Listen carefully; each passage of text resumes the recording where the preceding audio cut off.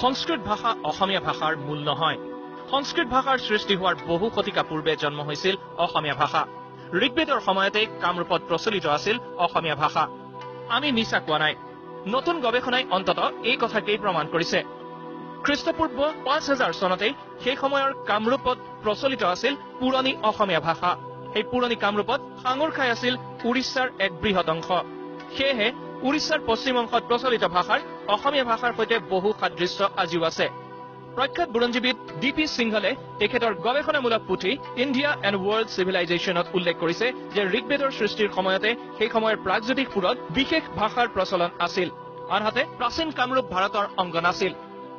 অশোকৰ ৰাজত্ব কাললৈ পূৰ্বৰ কামৰূপৰ কোনো সম্পৰ্ক নাছিল ভাৰতৰ সৈতে।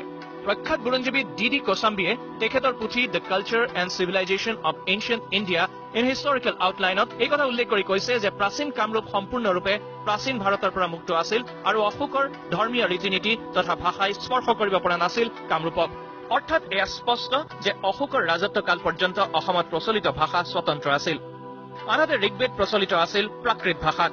গৱেষণাই কয় যে বহু পাছতহে প্ৰাকৃতৰ পৰা সৃষ্টি হৈছিল সংস্কৃত ভাষাৰ আৰু বহু পলমকৈ ঋগ্বেদ লিপিবদ্ধ হৈছিল সংস্কৃত ভাষাত।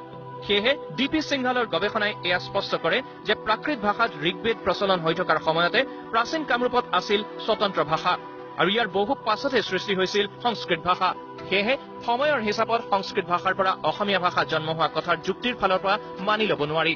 অসমত যিটো ভাষা আছিলে সেই ভাষাবিলাক কোনো ইণ্ডিয়ান ভাষাৰ পৰা অৰ্থাৎ সেই সময়ত ভাৰতীয় ভাষাৰ পৰা অহা ভাষা নহয় আৰু সেই সময়ত মগধান ভাষাটোৱে কোনো ধৰণৰ প্ৰভাৱো বিস্তাৰ কৰা নাছিলে অসমত। যিহেতু অসমখন আছিলে ব্যৱসায়িক কেন্দ্ৰ আৰু ছেকেণ্ড চেঞ্চুৰী BC-তে চাইনাৰ পৰা পাতলি এটা ৰাস্তা আছিল অসমৰ মাজেৰে আৰু তেতিয়া তাৰমানে কি হৈছিলে যে ডেভেলপমেণ্টটো হৈছিলে ভাষাটো, কিন্তু যিহেতু প্ৰত্যেকটো ষ্টেটৰে ডেভেলপমেণ্ট হয় গতিকে নিশ্চয়কৈ কামৰূপখন বেছি ডেভেলপ হৈছিল বাকী ইণ্ডিয়ান ষ্টেটতকৈ। গতিকে মোৰ বোধে এনেকুৱা হয় যে বাকীবিলাক ৰেকৰ্ড লৈ যে অসমৰ ভাষা সংস্কৃতিহে অসমৰ আশে পাশে থকা ভাৰতীয় অন্যান্য ৰাজ্যলৈকে বিয়পি গৈছে। এই স্পৰ্শকাতৰ বিষয়টো এতিয়া গৱেষকসকলে কিভাৱে গ্ৰহণ কৰে সেয়া আজিৰ তাৰিখত গুৰুত্বপূৰ্ণ। নতুন গৱেষণাই হয়তো এক নতুন অধ্যায় সৃষ্টি কৰিব পাৰে অসমৰ ইতিহাসত। আনহাতে প্ৰাচীন কামৰূপত প্ৰচলিত ভাষাটোৱে যে আজিৰ অসমীয়া ভাষাৰ মূল আছিল সেয়া প্ৰমাণ কৰাটো হ'ব গৱেষকসকলৰ বাবে এক প্ৰত্যাহ্বান। কেমেৰা পাৰ্চন দেৱাংগ দাসৰ সৈতে সুশীল পাটোৱাৰী, প্ৰাইম নিউজ।